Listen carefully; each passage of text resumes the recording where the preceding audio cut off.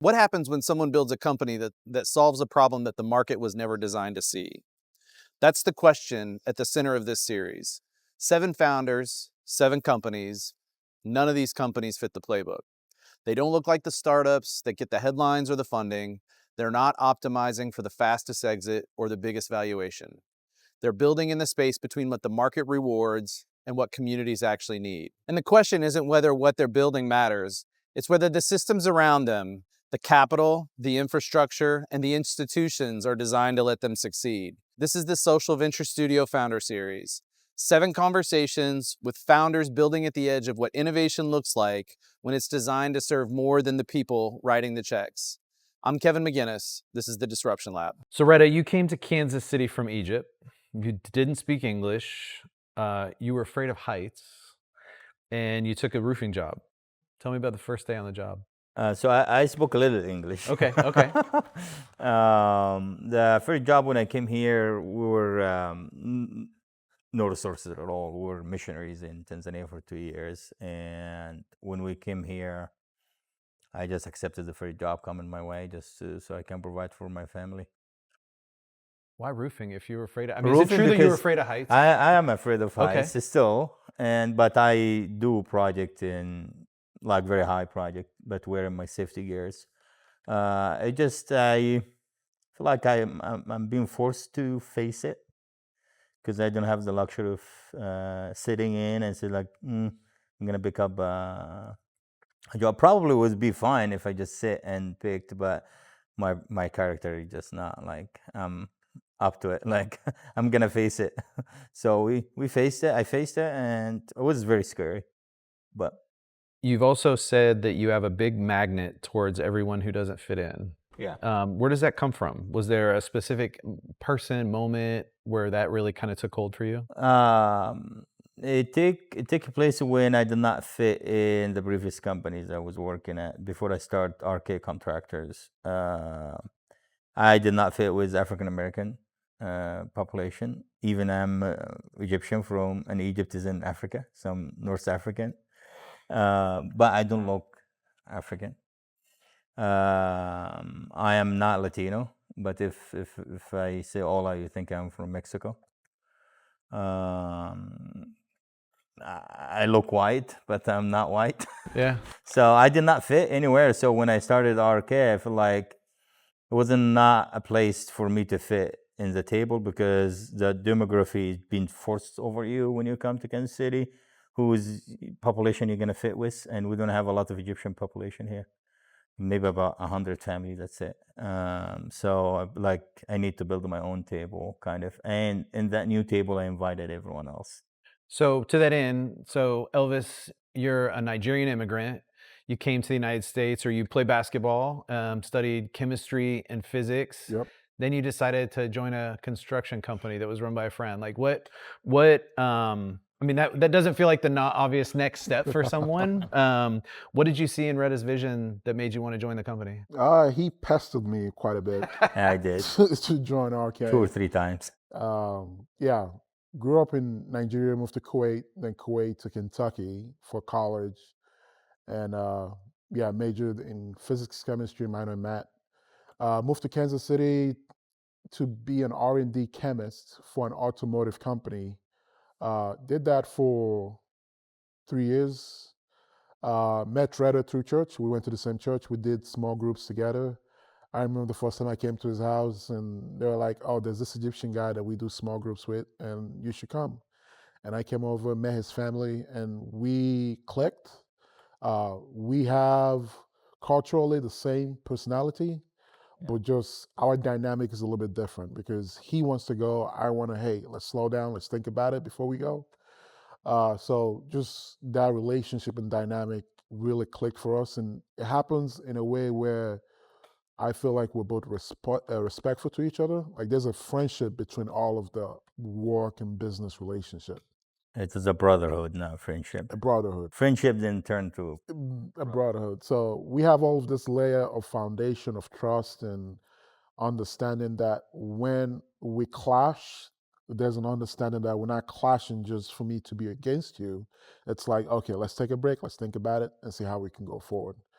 So he invited me to join RK Contractors as soon as we met, and I kept telling him no because I was fresh out of college. I wanted to use my degree. Yeah. I did. I enjoyed using my degree, but the company that I was part of was a Japanese company, and there was limited mobility moving upwards, and it wasn't doing good in general. They went through 4 rounds of layoff, and on the 4th round, I was laid off.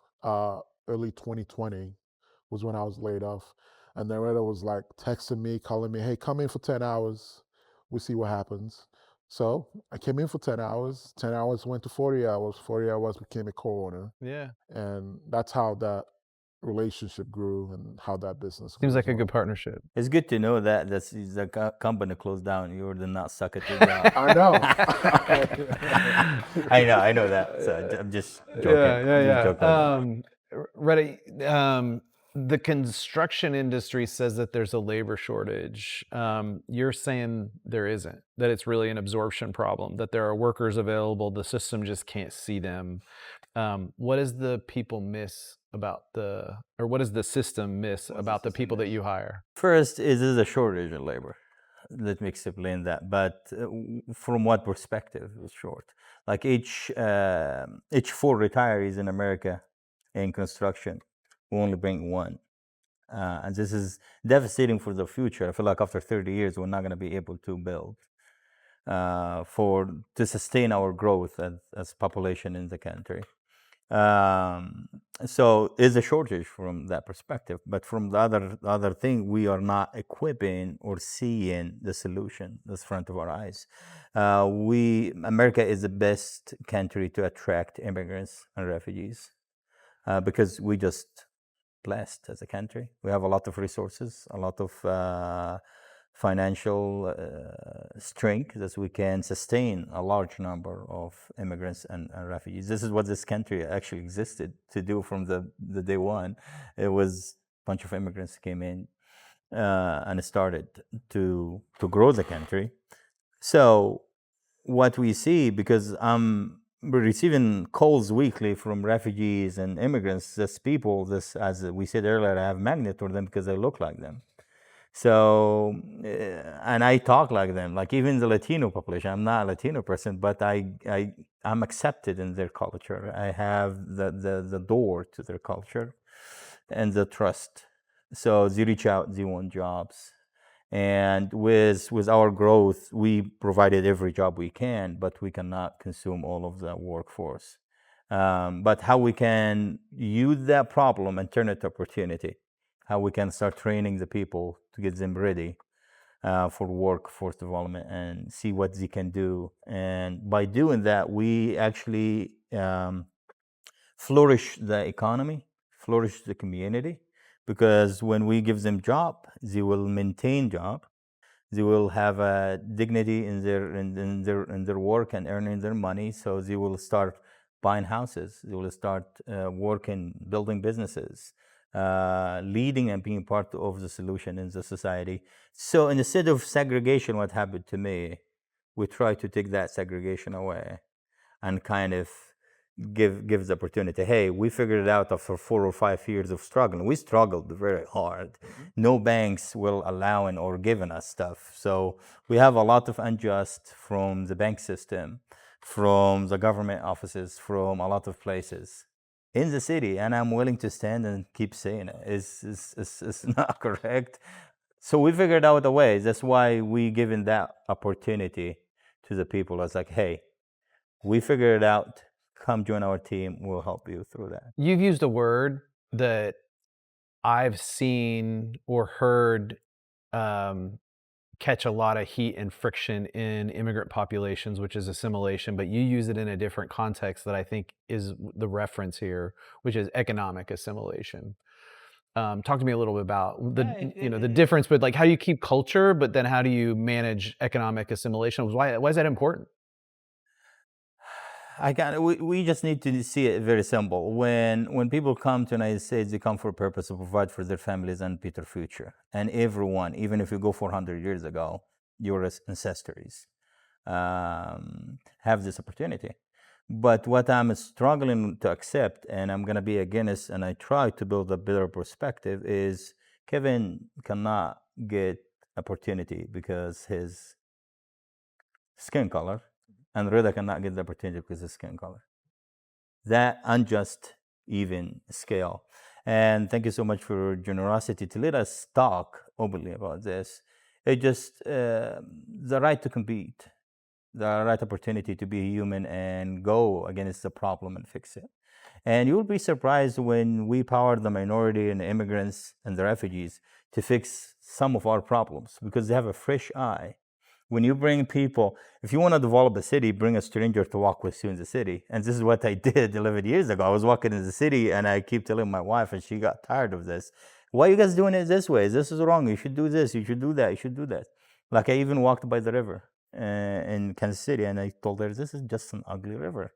You guys not doing anything to that river. You're not building anything because my eyes used to Egypt. We have around Coronation, around the river, the Nile. We have businesses and vibrant life and very nice stuff, but here not development. Right. Then 2 years later, all of the development, Port KC and all of these people building the city and doing this stuff, still a little bit not beautiful, but we'll keep working to make it beautiful.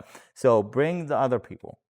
Fresh eyes all the time bring you a better perspective. The economy. So use that not in a bad way. Power the people, give them the opportunity to make money and work and have integrity of life.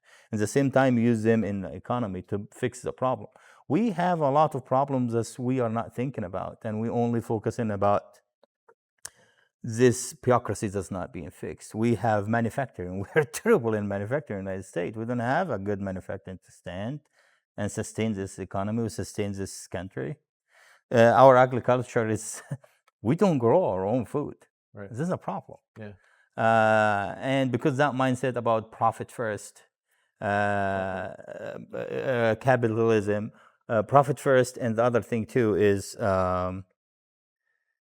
cooperation life. These people want to be in that corporate, get all of the fruits of the benefits and don't care about the other thing. And centralizing our economy to be owned by a small group of people. Just to add to that point, I feel like America tends to want you to assimilate to America. But sometimes it's harder because I grew up in Kuwait. My dad worked in the US Army. He was a civil engineer. So basically what he did was he goes to bases, he builds them, and then he tears them down as the army moves around Kuwait. So I grew up in the camps.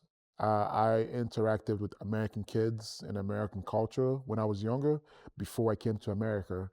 And something that I've noticed is like, the way I can describe it is like, in your heart, you have two walls. You have your outer wall and your inner walls. Americans are good in putting the outer wall down, but then you're kind of blocked off on the inside. While in our culture, once you make it past the outer wall, there's no second wall in there. It's like, welcome, we're family. Let's see how we can work together. Right. And it's just the mindset of, I want to do the best as I can do and get as much as I can get it, instead of saying, well, how can we do together? And I feel like that's just the corporate mentality of being in America and working in America that just feeds into that in a sense.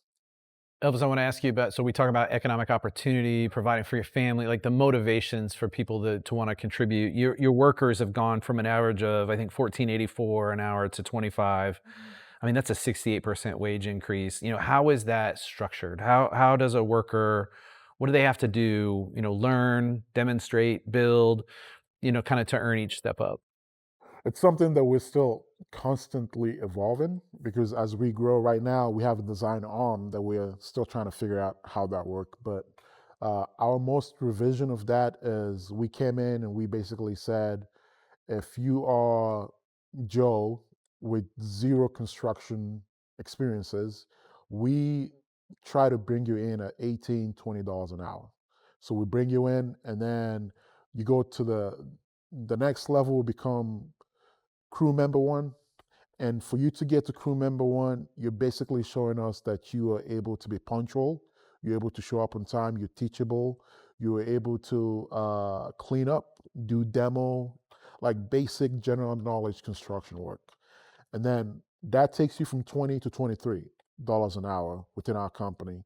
And then going from crew member 1 to crew member 2 is, okay, I have showed all of my qualifications of showing up on time, being punctual, being teachable. Now I need to learn how to measure. I need to learn how to cut drywall. I need to learn how to be a helper to other skilled people, not just watching them do it, but actively trying to participate in doing it. And we get feedback from our foreman. If they tell us, okay, this guy, evaluations, this guy, yeah, we can put him in. I just tell him, hey, I need 6 foot of lumber. He goes, he cuts it, he uses tools. That moves them to level 3. And level 3 is where we are looking at skills. Okay, now, can you frame a wall by yourself? Can you hang a sheetrock by yourself? Can you finish it by yourself? Can you paint by yourself? Now you're not learning, you're kind of learning by yourself and possibly have a helper now that you can bring along with you.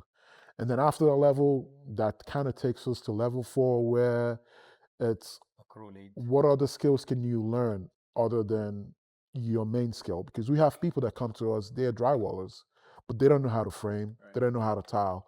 So they basically come in at level 2, and now, okay, now we're going to teach you how to tile. By the time you get to level 4, hopefully you've picked up 1 or 2 additional skills that we can utilize you in different job. And then if that progression goes on, you're going to become a foreman and hopefully superintendent when we get to that scale, is how we're looking at it right now. So this is part of the Social Venture Studio Founder Series. So I think one of the things I love the most about the work you do is you guys don't just employ people, right? You help them find housing, build credit, get driver's licenses, navigate the new company. We've talked about the assimilation into the economy and the contribution from an economic perspective. Most construction companies call that overhead. You guys call it a model. Like it's the model for what you've built. And so tell me about the case management side of the work you do, and how do you pay for that? We pay out of our own pocket. That's why banks refuse to give us loans or line of credit, because all of our profit, we're very profitable, but all of our profit is being dumped back in the people. And this is the best investment we've been doing, and we'll continue to do that, because if the people working with us and we're not welcoming them and helping them to move these barriers, I don't have the gut to ask them to work harder or belong or call this company or this country as their home. I feel like the mindset is power, the difference between powering and giving access. So giving access, like, yeah, everyone have an access to go to education in America, correct? But are we powering the people to go get the education or not? Are we looking and said, okay, what the barriers that's stopping you? Like I don't know, how did you find this help people to get their driving license? Because I did it without writing down. I help in the internet, but I might say it before in one of the podcasts or whatever. So, like when a refugee person come, or an immigrant or displaced person come from outside the city, and it just like I can tell them, hey, go get your driver's license. Like, do you remember that verse in the Bible? It's like if you see a brother and a sister that are shivering from cold, and you tell them, hey, go get warm. Right. What you do? You just like obvious. Right. But if you get them in, give them in a shelter. Hey, let me show you how to do this. Give them a blanket, start the fire, and teaches them, hey, you need to have all of these tools with you to be warm. This is what we're trying to do. Like I always ask an example, or a person in the company, if I cannot say names, when they come here, very good skilled people, but the problem is they don't have a car. I all the time ask why they don't have a car. Not like you need to have a car. I ask why you don't have a car. First, because all of the financial system is credit, and they don't have credit because you just arrived. Right. So how are you gonna go to the bank and get a credit to buy a car? So he will be stuck in this area for at least 3 or 4 years until a miracle will happen to him and he will have a car. That's why, actually we can't do that. Let's say, hey, you need a car. Then when we started introducing to our employees the loans with no interest. Let's give you a loan to buy a car, not Tesla, just simple cars. They Sure. just take you from the job to home, then you pay from your wages. So just I put the problem in the back burner, not in the front of the people.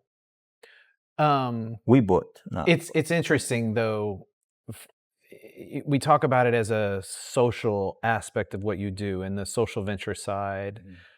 But from a business perspective, I mean, we're talking like a 96% retention. I mean, you're like in construction, that's unheard of. So this is also a business opportunity and an investment that you're making in the company, not just in the people, but you're making that investment through the people. So 100%.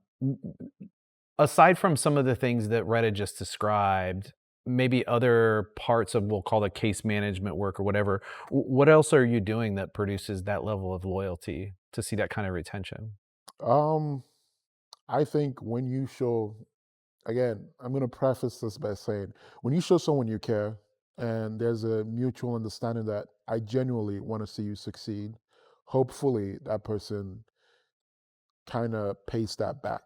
I mean, we've had instances where that doesn't happen all the time, where we show people that we care, and again, they're looking for what's best for their family. Like, I am fine with you making as much money as you want to make.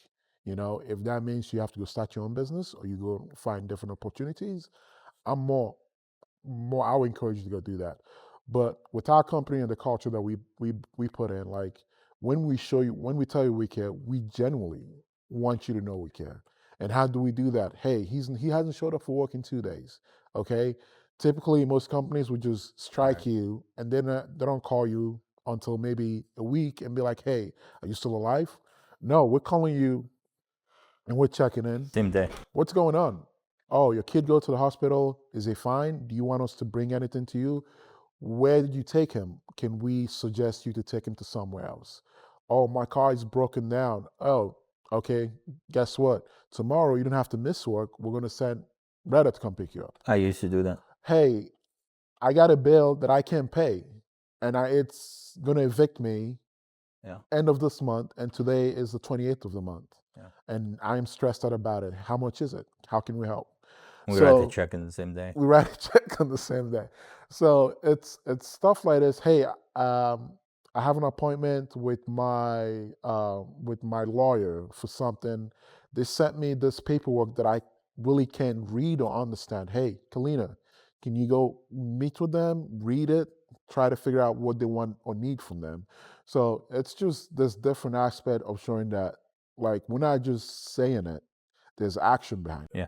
Like, even to add to that, like, Kalina came with a brilliant idea to go in the lunchtime in the job site and teach them English for half an hour. And so they don't have to come in another time or the weekend. She will go during the lunchtime, during the work days. And for 1 hour, she will allow them to eat the lunch and teach them or read their mails, come to them and stuff like that. And they still got paid. Like, they got paid. Right. It's part of your job. Yeah. So all of the expenses that we spending for Kalina position, it just comes straight out of our heart as a company. You guys come into SVS, the Social Venture Studio. One of the things that was described in the application and one of the things that was described by you guys early on was this desire to move from a founder-driven approach to a systems level approach and more systemic operations approach. I mean, you guys are growing at a pretty good clip right now, and I know that there's some tension about that, right? Like, and so I think, Reda built the company on relationships and instinct. You described it early on. We were talking about the balance between you guys. What does the transition look like in practice to move from where you're at to where you want to be from a systems approach? And then the second part of that is, and where does he push back on some of that stuff? It's something that we're still figuring out. When I joined RK Contractors, he was still shaking hands and making deals. No contracts. Absolutely no nothing. paper contract. No paper. You'd be like, oh, you need me to do this? It's $200. And then they'll shake on it, and I came and I'm like, we can't do that. I have only one contract. Yeah. This failed, pay me. Yeah. But I all mean, of my shake hands it worked. Yeah. Contracts are only for when the deal goes south, not for when it gets done and you get the work done. Yeah, that's you gotta fair. have contracts, you gotta System, sign, you gotta have expectations between us and the customer. So it's something that we are learning on the fly. I mean, some of the systems that we're putting in right now also include Cesar, who's the other owner, one of the other owner. It, it's, I think with Reda, my biggest issue with Reda is he would say, I need systems, I'll need systems. But his personality is like, I need to get it done now. And sometimes that means he's overriding the system that he asked for. So I'll be like, hey, man, I've been that guy. you tell me you want the system. We put the system in place. You need to follow the system because now if something goes wrong, follow the system. sometime he doesn't, the check-in process, he'll be like, hey, what's going on here? I'm like, I don't know. You didn't follow the system. So I'm not tracking it. Oh, someone else is not tracking it. It's still on your plate. You didn't pass it off. So, yeah, it's something that we're still learning. We're still building. I think there's. I'm still learning. He's it's just me. So but my next question was for you is like, what's it feel like to go from where you're at last year revenue to where you're? I mean, I wrote this question. It's already wrong based on the revenue growth that you guys have. Today we ring the bell. Actually, we signed another big contract today. So you know the systems are important because I know you push back on growing too fast, but the opportunities in front of you. I always say all the time, do you know when you serve in the water in the ocean? If you are not exactly perfect, I never served water in my life. I was going to say, but from the videos, sounds right. Yeah. If you are not reaching the right time, right momentum, right feelings, right community to ride that wave, you're going to have to wait another circle. And I don't know what that circle is going to be. Like, to be honest with you, and I'm not trying to be hard on you, Kevin. Like, I applied for social venture 2 or 3 times. Yeah, absolutely. And I got rejected. Yeah. You know? But the third time, it works, you know? So just like, I don't know. And this was like 3.5 years period. So that moment, this is like, have to happen right now. And because I know the right time. Because I see opportunity. And that opportunity, I have to hit it right there, or I'm gonna miss. So that's why I like, you know what?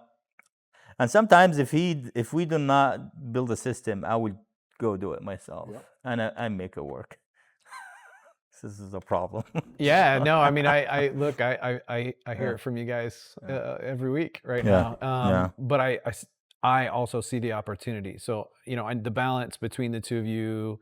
Keep pushing. We're 60%. It's a relationship. I would say 50 to 60% right now. Like we are very good at. I let him just slow me down, and he's letting me to drag him. It's the slow down to speed up mentality, right? It's a real thing. So we're in a sweet spot right now, 60%. Not 90%. I want it to be a 90%, but I want it to be actually 200%. Well, how are we going to get there, Reda? Are we going to fly there? We're just going to build that system and trust the system and keep operating out of it. And it's a matter of trusting the system, too, and the other thing, too, I very like about Elvis is he can separate between the business and his personal life. I started learning to do this maybe a year or 2 ago, maybe a year. But before, business is life and everything for me. So right now I'm sitting back more, trusting the system, bringing more people actually in. And this was actually very hard for me to even have that new marriage. That feelings of this is the baby you brought to life. And right now it just it's growing. And you just have to let it be and let it go. So you gotta ride the wave. Yeah, ride the wave. Reda, I've got to ask you about the invention. Okay. Oh, wow. Yeah. So you've created a construction material from recycled plastic, and it's moisture resistant, fire retardant, termite resistant, all the things. You have a desire to build that manufacturing facility in Kansas City to actually take this forward as a product. Tell me about the material. Tell me about the genesis of this and why it matters. Okay, the idea came to me, I think 9 years ago when I was working on roofing. In Egypt, we have only 1 day of rain or 2 rain a day a year for a couple hours, and we build houses out of brick and stone, like very water-resistant material. But here in America, you build a lot of housing out of wood, and you have rain every day, kind of. So there's a problem again. I see people see it as a problem, but I see it as a solution. So the problem is your wood get rotted. So how about if we use another material? What's a good material can stay forever? And I'm trying to heal America from the insurance curse. The insurance curse. What's the insurance curse? It's depreciation. They want your house to get depreciated every 25 years so you can circle the economy back and rebuild and all of that stuff. But when you build from a material, this is actually can stay forever, like brick building, like this building we're in right now. This building may be built 200 years ago. I don't know how I want to build, but whatever. But stay. The equity stays for the people a generation after, so you can have that wealth instead of being robbed away from you. So why I'm using plastic? Because we have a problem with plastic. The United States consume about 195 million to 100 million ton a year of plastic, and all of it, 97% of it, go to the landfill. We didn't do anything about it. Kansas City alone, with a study happened last year with Circular Economy KC, I used to be in the board, $250 million worth of plastic that go to the landfill each year. So you can generate about $1 billion of business out of that. But we don't have material to consume that. We created the plastic to the universe, but we never created a useful material that will consume so much out of it. Yes. So with that, the sheets, I was trying to do plywood sheets. It's called plastic. I will consume about 7 ton to build a home. And is kind of like his plastic is there for free if we can take it and do it, so we can make housing affordable, fire resistant, water resistant, all of this stuff. And right now we're going to another invention. I'm trying to pivot around what to make it, what the best use for the product. And we're thinking about maybe to do something about sidewalks, and it's still in this. Yeah, still no, in the kitchen. I'm fascinated by where you can go with this and some of the and why Kansas City? Because I don't want to go in the east and the west coasts, because they already have their chance of life to grow, and they dominated the economy for the longest time. But when you look at Kansas City is very unique in between 10 different states that you can reach in less than 8 hours. Yeah. And this is going to be a very good perspective, that I can get all of these states to ship their plastic, and I can produce a material and send it back to them. Yeah. This is that mindset, how we can beat China in manufacturing. We need to be creative about how we build, even what we eat and how we eat. And we need to take initiative of it right now if we want to see the effect in 20 years from now. I want to shift a little bit and talk about kind of leadership and some personal reflections. And I think one of the things that has always stood out about the work you're doing with RK, I mean, I think it's, Amina now. Amina Design Build. You're right. Yeah, the Amina merger is done. Build. Amina Design Build. Yeah. But from the beginning, I mean, you guys are, I think, 80%, 70, 80, I forget what the exact number is right now, immigrants in the labor pool that you guys work with. Yes, 81, something, yeah, 81% right now. Immigrants, refugees, second chance citizens. What does the system miss about these people that you see as an employer? I would talk from an immigrant perspective because that's my life experience. I think the system misses the value you bring as an immigrant. I mean, America contributes for immigrants, but then there is a sense of what is acceptable immigrants and what's not acceptable immigrants. If you've been here the longest and you've assimilated, then you have the right to dictate who comes in and who can stay and who can goes, and what culture looks like, basically. So me coming to America was the first time like I blatantly faced racism in my college. And I was like, whoa, what was that? And some guy, oh, they were just being racist here. I was like, what? They're just bad people. And we're like, no, you see more instances of it. So to come in to a country where you are supposed to feel included and feel welcome. And then that's one of the things, that's like a critical point of being here, has stuck with me. So we joined RK Amina Design, where I had the chance to influence how that culture is set. That's something that matters to me. And I know that from Reda and also from Cesar and also Josh, like this is something that matters to all of us because we have been outside America. We have seen what life looks outside America. And then coming here, we can definitively tell the contrast between here and outside America. And I'm not saying everything is doom and gloomy here in America, but we can always make it better. Yeah. So how do we make it better? We have to set cultures. We have to set examples of like, okay, this is what we're doing different as a culture. Hey, we have Muslim people that in most typical companies in America, their holidays is not acknowledged. Like their Eid, which is their Christmas, is not acknowledged. Like for our Muslim workers, we give them the opportunity to choose. Okay, you have Eid on this day. We're going to celebrate that. You have it off. If you need 3 days off, take 3 because it's typically a 3-day holiday. Yeah. Take 3 days off. Enjoy your Eid. So it's like little stuff that you do creates an impact, and that's what we try to do. I mean, and we're just one business. Right. So imagine if other business think with the same way that we think, what kind of economy or cultural change will happen in America? I was going to say, I mean, my next question was going to be like you guys are doing this as a company. This is part of your operations. This is not, like a side hustle or it's part of who you are as a business. If other construction companies, if other businesses started taking this approach, what changes for the next person that arrives in Kansas City? Like what? Oh, it will be more welcoming. And again, when a person feels he's welcomed or she's welcomed, they will stimulate faster to this new society and actually will impact the new society with more joyful way instead of building that fear separation. So, and again, like I'll get back to the question when you said like, how did you do that, or how the country or the system don't see? I feel like for refugees or second chances, they're not being seen by the system. They're disregarded. They're seen as outside the system. They're not in the scene. There's a lot of political aspect in it too, because they don't have their citizenship yet. They cannot vote. So all of the politicians, they will not come to them because they cannot get any benefit out of them. And this is terrible.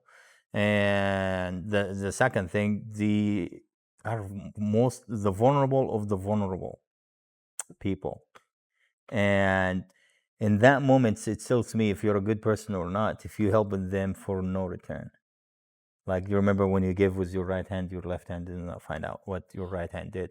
In that moment, I know that you cherish and value that person who he is as human, that's created in God's image, and he is equal to you. The way we give in America is very not good, because we all the time give it this way, that supreme or high or uppity, like, hey, I'm coming to fix your problem. Yeah. Instead, I'm giving you a hand up. And after that, you need to help someone else, or you need to not rely on me to do every time. That we're not just given, just let you know, we're not just given. We give with structure. If you struggle to pay your rent more than one time and we have to step in and help you out, we talk with you about budget and how you figuring out this, what the problem there. If you are in a bad situation with a landlord, we'll ask you maybe go move to another place or find a more suitable place for you. You've now experienced the Reda Turkish coffee transition? Yes, Yeah. I have. Imagine if every other company does something culturally impactful like that. Yeah, I mean, it's here's the thing I struggle with. We've talked about this a little bit. I not unlike you, I grew up in a military family, or in someone that was close to. So my father was a naval officer. I spent time in southern Spain, northern Africa, in Morocco. I traveled overseas as a child, and it's been said to me, and it never really clicked until I was, later on as an adult and doing some of this work. The people who've had those experiences are less judgmental only because they've seen how other people, it's not my way is the only right way. There are so many ways, right? How can you judge somebody else's way? And it doesn't mean that your way is better or your way is worse. You've just seen there are other ways. So how can you judge the way somebody else does it? And I think whether it's the Turkish coffee or whether it's the, just that it's not a capitalism issue. It's not and it is at the same time. It's not a political issue, and it is at the same time. It's a human issue. It's a human issue. It's a people issue. It's something that just clicked. Like, and when I went to school in Kentucky, there were people who has never left their neighborhood. Right. They just stuck there. Their uncles, their wives, they met them, and I'm like, how you just exposed to this town?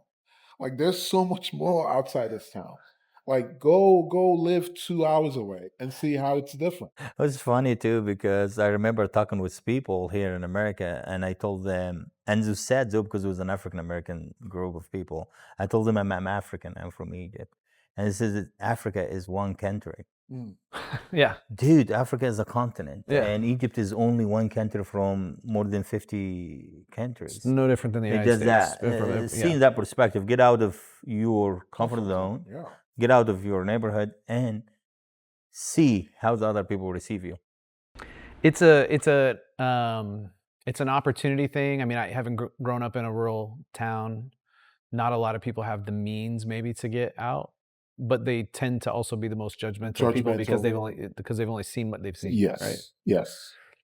So I appreciate what you guys do from that perspective and that lens that you bring to whether it is capitalism or whether it is community development or those other types of things. That I think you mentioned it, like if you want to know how to change things, like bring somebody in from the outside because they're going to have fresh eyes on a problem and so on. Egypt, Nigeria, two very different countries. Now you have Cesar in the mix with the work you're doing Salvador. with Salvador, the work you're doing with Amina. Different paths here, different things. What do you still misunderstand about each other? And culturally, professionally, whatever that might be. And how does that make the company stronger? I haven't had El Salvador food before. This is so bad for Was Cesar. that you haven't or you? All right. Cesar he was like, I'm like, no. Did he ever have a Nigerian food? I don't know. I never actually. There you go.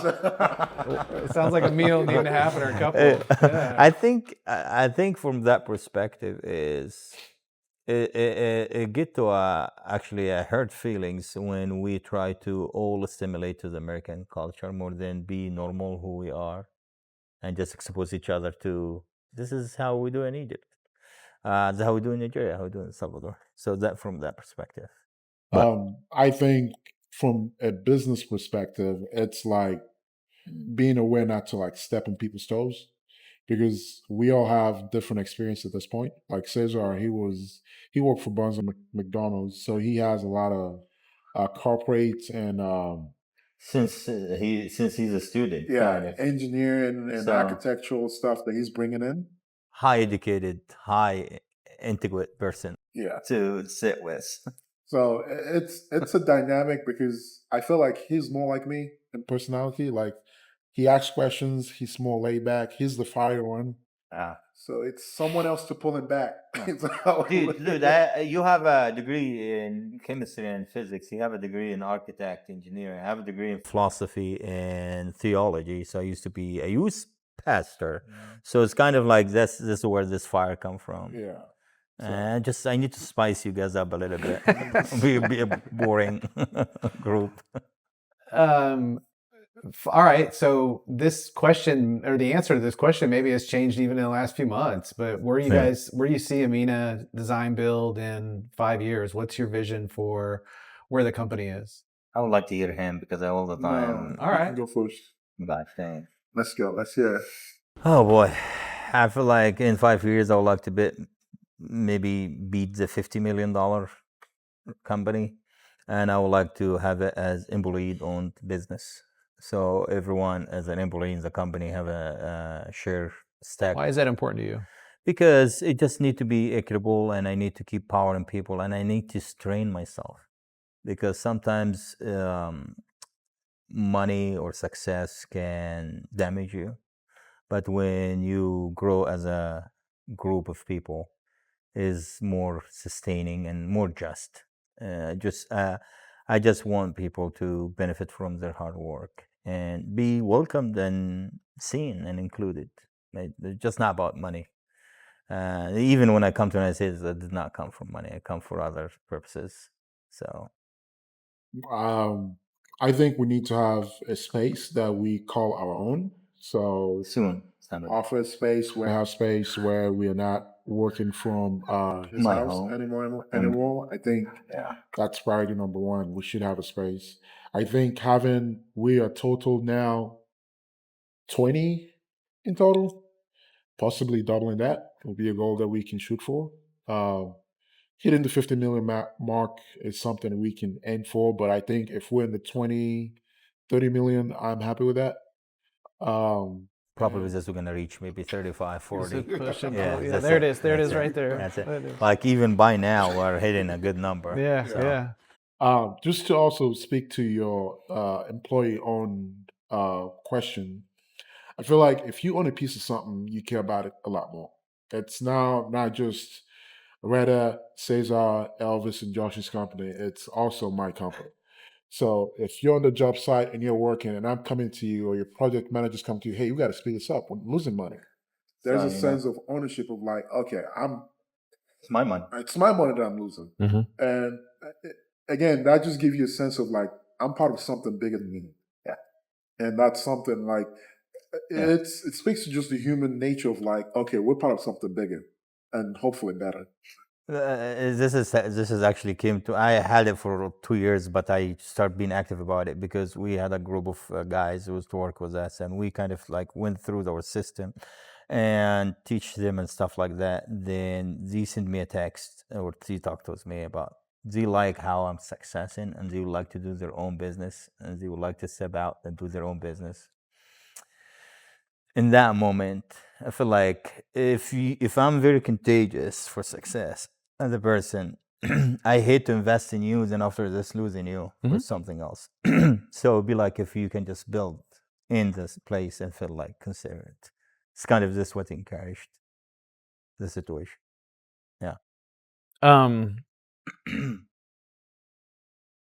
Tell me about a story. So we've talked about the numbers, we've talked about the philosophy, we've talked about some of the work that you guys do, but bring this home for me in terms of, do you have a story, an individual, that this has impacted in the way that you hoped it would, that you can share? I will take this back to Oscar when he came in a few years ago and he struggled with cars. We fixed his problem, get him a car. Then later on, we hired Michael, and Michael don't have a car. Then Oscar told me that I was going to get Michael from us. So Oscar is finished, and I'm back at the office now, and then I'm trying to figure out with Michael what I'm gonna do. Where I'm gonna pick him up. And Oscar volunteered. It's like, hey, he's in my neighborhood. I can pick him up with me. And this happened for a month until Michael bought his car. So that story is, I got paid. I got paid for all of the impact we're doing, whatever thousands of dollars. And this is a return of investment I'm looking for, to see them treating each other the way we love them and treating them. Another story, and this is just a different kind of ending. We have Wissam, who's an immigrant, a refugee. Yeah. He came in, we assisted him. He grew to a point where he felt like he wanted to venture out by himself. So he started his own business. And he has a business right now that he's working on that we actually use him as subcontractors for our business when we're able to. So, I mean, it's still the same story. It's Oscar's still with us. He's still working with us. Sam is not with us. He's doing his own business. And we're still helping him by subbing work to him. So we would love for you to stay, but if you feel led, again, God has different plans for different people. Some people's their vision is, I want to go build something else. So if that's your vision, we're not just like cutting the arm off and be like, forget you. Like, we're so willing to work with you as well. So but those are that's one story that stood out to me when you asked that question too. So All right, so last couple questions about the business itself. So Amina Design Build, you guys have gone through a merger with Nueva, and so you are now Amina Design Build. What's the scope of work that you do? Oh man, we have 3 arms of the business now. We have the design arm of the business and pre-construction. pre-construction for residential and commercial. Okay. So if you have a project that you are thinking about starting, or you have a project that it's an idea right now, you can reach out to us. We have a team that would be willing to walk you through that process of designing, getting you through to permitting, and have you ready for construction. Okay. Then we took us to residential side or commercial side. So residential side is Elvis charge of it, is new construction residential housing or remodeling. Okay. And the commercial side is the same, new construction or remodeling. How's somebody find you guys? I mean, it's funny to me because when you guys came in, you were thinking about the business not that long ago as still needing to be a sub under these other larger companies. And now I feel like that you guys got enough inbound business. You're going to be one of those big companies. That's the goal now, right? I think and people sometimes I joke with big people in these big GCs and tell them, hire me now or I'm going to be competing with you later. All right, we just and they did not hire me, and they don't hire me. Yeah. By the way, for some reasons, for financial situations, Sure. I don't have the financial capacity to handle this big, large projects. How do you say it? But actually, we are building it, and we're doing it right now, and feel like we're coming up to it. So if somebody fits one of those 3 categories that you just talked about, where do they find you guys?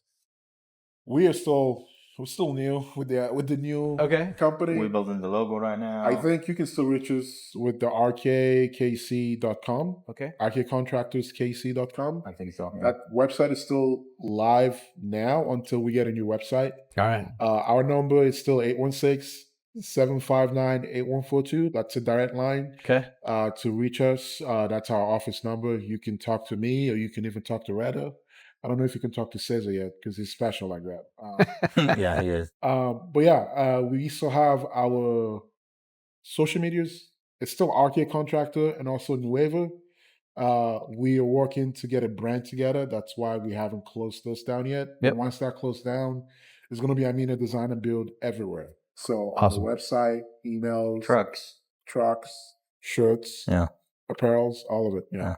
Guys, thanks for sharing your story. Thanks for the work you're doing to make this a better city, a better world. So thank you I truly appreciate it. Yeah, having us here, and I felt very free to speak with you. So thank you. Well, thanks. I appreciate having it. us. You bet.